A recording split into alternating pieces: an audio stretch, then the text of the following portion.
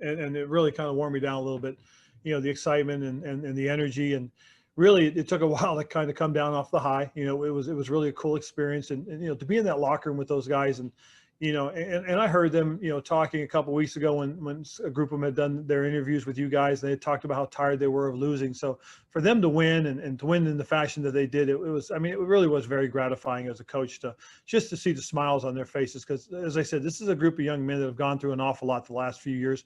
And this offseason, to be quite honest, looks like we're achieving what, the goals that we talked about.